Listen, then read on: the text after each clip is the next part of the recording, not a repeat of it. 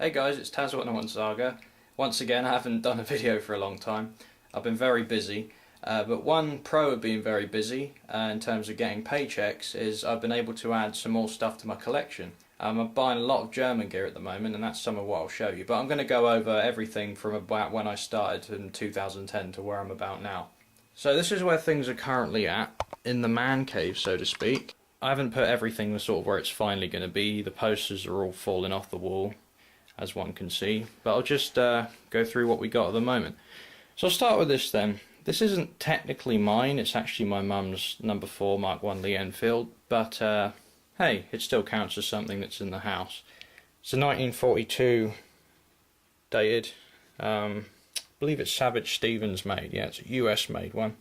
Obviously the standard British rifle of the Second World War, number 4 Mark 1 pattern. That's got an original sling on it, it's got the brass oiler and the pull through in the butt. She's got the bayonet for it, which is next door somewhere. Moving on, I guess we'll start up here. This is where I'm currently at in terms of the tunic and what you see here, the cap for the my Wehrmacht impression. I'm probably going to airsoft with this, and also I plan to do reenacting later on when I can actually drive, because until then it's not very easy to do. This is a basic M43 cap. None of this has any insignia on yet, haven't sewed the panching either. I haven't got round to getting all the bits I need. I don't have the breast eagle and the collar tabs and all that, or any rank insignia yet. I'm working on that.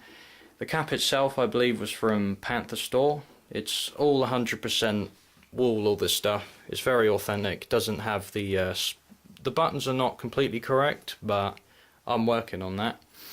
Now these Y straps, I believe, are Czech. I'm not sure if they're reproduction Czech, because I know the hooks are not right. They don't look right to me. Not the same as the German hooks. But I've basically gone through all of this leather, and I've done it with some, what did I use? I think it was Clark's Premium Leather Care Cream. That's very good stuff actually. Works for boots, works for anything except suede and something else. Just read it. But it's good stuff to get. It's very affordable, and it's great on any kind of leather, so to speak. I'm going to shave this at some point. I might do a little bit of aging, not too much, because it will age itself in the field, obviously. So that's where we're kind of at for the tunic. That's an M43, by the way. I'll just go over this quick. These are basically all posters that I've kind of put up over the years. They're all falling off. Unlike these ones, I've actually sort of taped them at the back, so it's all one big piece. I should probably do that with all these at some point. But I really love World War II kind of propaganda or recruitment posters, so I've always wanted to stick a lot of those up. Good old Churchill one I got from Imperial War, and some famous figures, so to speak. So yeah, nice, adds a nice little touch to everything. This is kind of my Russian sort of Eastern Front display. Excuse the Bren gun ruining that trend, but hey. F1 practice grenade. It's actually a post-war Polish made one, I think. It's got the Polish writing on it, but obviously it's hollowed out. It's a practice grenade. Good weight to that. Quite affordable. Got the Mosin oil tin. Normally goes in that little pouch right there, but just for the sake of more things to display. That's the one that's split down the middle. It's not like the post-war one. That one's got a divide. Got these sort of commemoration coin. Don't actually know who that is, but most of these I got from my dad, because he went to Europe a lot when obviously it was still the Cold War and Germany was divided. He could tell you plenty of cool stories about East Germany and that, because he's been around those parts. If only I could get him on a video, but he's not particularly fond of cameras. We got some post-war Mosin pouches. These are probably unissued. And this is the Maxim maintenance kit. It's got a bunch of things inside it, like punches. Sometimes has the grease tin. Got a nice hammer there that kind of, it's like a hammer. It jewels up as a triple cleaning rod. Soviet Ushanka. That one's actually a 1980s dated one that was made in, I think it was Hungary. My dad brought it back for me. It was never issued, but it's got the kind of the Soviet characters on it. It's dated 1980 something on the inside. Going down then, got the Tokarev holster, which is very, very dusty, and that needs a clean and a nourish. Mosin little pouch there, and some in a 7.60 by 25. For the Tokarev, now this is the TT-33. It's one of the Russian sidearms of the pre-war and World War II, post-World War II era. 8-shot magazine. This is a UK, obviously these are all UK spec deactivated guns. And This one is dated 1940. Well, it's double dated actually, it's 40 and 45. Got that one, War and Peace, I think it was, 2012. Definitely a nice collectible piece at a good price to get actually. There's a spare magazine there. This is the DP-28. Now, it's a Soviet light machine gun magazine with head, 47 shot magazine on top, pan mag. There's a bunch of these down there in the box. That's the extra pouch with some inert rounds going on there, along with the Mosin multi-tool. Got this one in, where was it, 2014, War and Peace. Yeah, I'm not going to show you all the actions of everything because I can't find my camera tripod and that video will go on forever. On the floor, it's the MG42. This one's actually a Yugoslavian made one, so it's used as the designation 4253 or M53. It's a post-war. Mine's probably made in the 50s or 60s. You can actually tell if you look at the, can't remember exactly how many, but if you look at the crest on top, by how many flames are on there, you can actually determine the date of the piece. Obviously, that's all. That all opens up. I haven't done the remake of this video yet, but I probably should at some point. I'm going to redo some of the videos on the older stuff now. I've got more accessories. That's yeah, originally a German weapon, obviously. Right here, you got the Bren. This is the British Bren light machine gun. It's a Mark III. You can tell that by basically it's got a shorter barrel, as opposed to the Mark I and II, which the barrel came out to about here. There's some features that are kind of a mix of sort of Mark I. It's got kind of the Mark I style bipod with the adjustable feet. It's the drum magazine for the MG34 and 42 under there. This is a UK one as well. I don't actually have any accessories for this, so to speak, yet. Anything. It's just the one magazine. Don't even have any spares for that yet, but we're working on that. Funny thing about this one though is the threads on the rear sight are actually damaged, and I can't lower the sight below about 800 yards. So, bunch of shells here. These were obtained from my late English grandfather. Got one English, one German, both of who are no longer with us. But my granddad had a habit of these. He was in the Home Guard, so he was around a lot of this being fired during the war and all that. He used to get these and fill them up with candle wax. You can see there, I pulled the wick out. Just use them as candles. A lot of people just sort of, after the war, just used them for whatever really, because there were so many of them lying around. This is my 1927 dated Soviet Mosin Nagant rifle, just the M9130. This one's actually an extra goon because of the date. It's pre-1930. Where you can tell that is if you see a gap under the rear sight base, you know it was converted because it used to have a different earlier sight that was in a Russian measurement called Arshin. So that's one little fact there. You can tell if it's an extra goon or not. Being pre-war, it has all the nice qualities like the octagonal, often incorrectly called the hex receiver, sort of breech top on it, and it's much nicer. It doesn't have all the lathe marks and the turning marks and all that. I put a lot of effort into making that look nice and all that, so I've had that one since 2013, I think. Got that at War and Peace, right in arms. They've gone up a little bit in price now, but that's another very nice rifle you can get. A great bit of history for not too much money. This is the Mauser K98, the German service rifle of the Second World War, 1935 to 45. It's always been one of my absolute favourite rifles. Magnificent piece. Just in terms of the engineering, you guys have probably seen these plenty, but if you just look at sort of the quality of how that's all machined and how it looks, it's a beautiful piece. This is the rifle that my grandfather carried. He was in the Wehrmacht, 85th Infantry Division from 1943 to 1944, and that was the rifle he carried. It's got a little muzzle cap on there, which I actually think's meant for the MP40, but oh well. Going on to these shelves, there's going to be a lot more things added to this. I've actually got things on the way right now. That's going to be full up before the end of next month, I'd imagine. Got more things on the way. So starting at the top, bunch of inert rounds there, not all of them German, but most of them are, so they kind of look decent. Some of them are, should I say. Got a soul butch there, which is the soldier's book. That's a reproduction. Not the best in the world, but it was really cheap and it kind of looks the part, at least. Behind that there's my 1887 dated German Bible, which has been in the family for actually that long. Right here's a piece you guys haven't seen yet. This is an original Wehrmacht belt with the God Mittens buckle. I believe this is an aluminium buckle from what I can tell. I can't remember all the details of how to tell them apart. Some of them are silver, some are sort of brownish, some are painted green. It also, the buckle that is, it depends on what branch they were issued to, when they were made, etc. You know, they were making things sort of cheaper as the war went on. But this one's actually dated. The buckle I think is 40 and the belt is 42, and that was a fair price. It was definitely worth it. Lovely quality piece to have, and that's definitely in usable condition.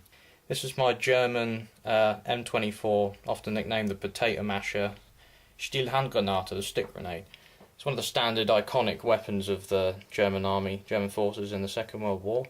This one's actually a reproduction. I think it was done by Worldwide Arms a few years ago. But it looks a lot better than, you know, a lot of the ones you get out there. For example, it's got like the proper walnut sort of coloured wood on it, rather than that cheap, really bright looking Chinese wood a lot of them have. This is my M31 canteen. It's all original, including the leather. Got it recently. It's got a 1940 or 41 dated cup on it. I've already cleaned this up quite a bit. You don't want to let the leather dry out on these because they have a habit of snapping, especially at the bottom, because that's the bit that goes through your bread bag. So you want to be using it for reenacting. You want to make sure these straps are in good nick. At the back there we got I think it's a Yugoslavian MG42 ammo tin. Next we got an M31 mess kit, or mess tin, because I don't actually have the stuff for it. It basically opens out into a saucepan, so to speak. I'm not going to do it all now because I only got one hand, but I'll probably do smaller videos on some of these items if people want to see it. There's some out there already, but hey. This is a 1940 dated one, which is why it's missing a lot of the paint. But I don't really care because I like things to look sort of older anyway. They look brand new, this might as well just get a repro. Moving left, we got a bout of 50 rounds on that's for MG 3442 7.9 Mauser, inert of course. Here we got my gas mask. Now I think this is a GM38. I can't remember all the codes or everything, but it's 1944 dated. An FE41 filter there, which is dated the same. Got an early Mauser muzzle cone. I think this is a well, it is a K98 cleaning tin, but I think it might be post-war because it doesn't actually have the contents. It was just the tin. I got that for free from a friend, so thanks for that. Underneath there's a gas cape pouch, which is what's resting, what these bayonets knives are resting on. Underneath there, doesn't have any contents in, but that's a war-dated one. This right here is a reproduction. Not going to take it out of the scabbard, sorry about that.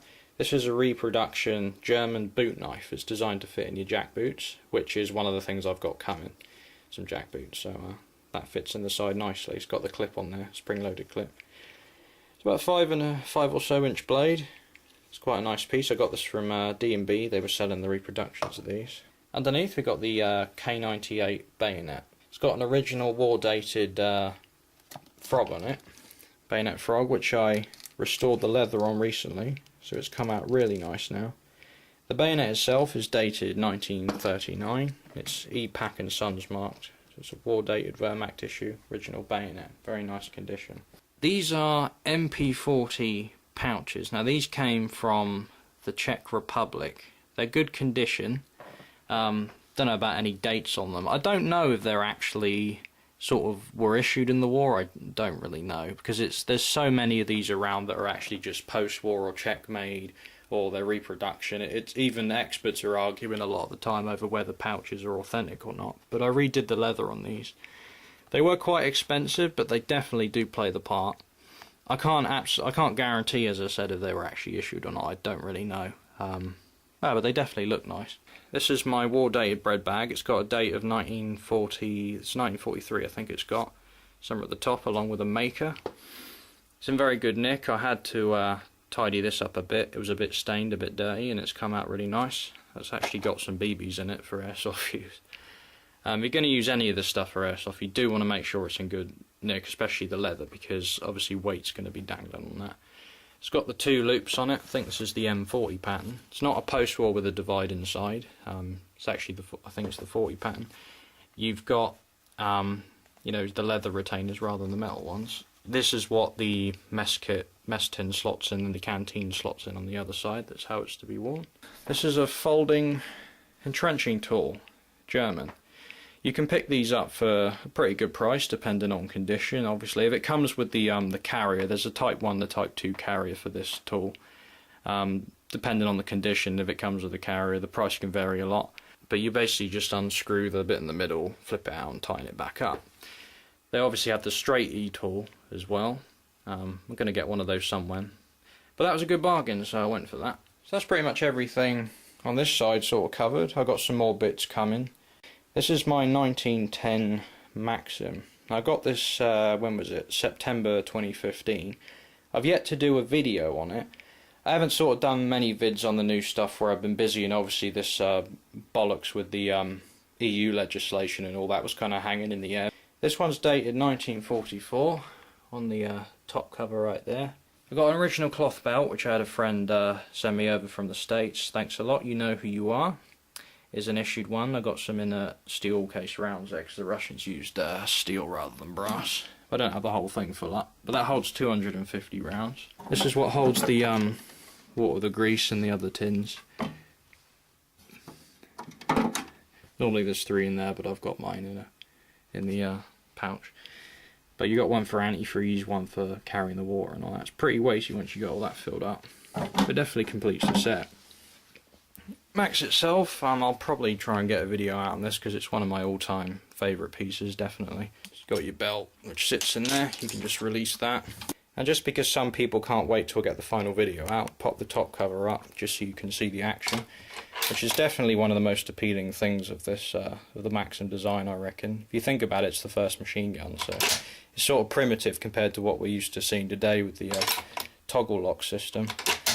But it's definitely a lovely piece of, well, a lot of people that are no longer breathing may disagree, but it's definitely a wonderful piece of history, a very interesting piece of history.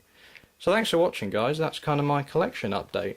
I haven't done one since 2012 or something, so I thought you guys might like to see that after a few requests. I'll get some more material out when I can, guys, so thanks for watching. Feel free to rate, comment, subscribe, and I'll see you soon.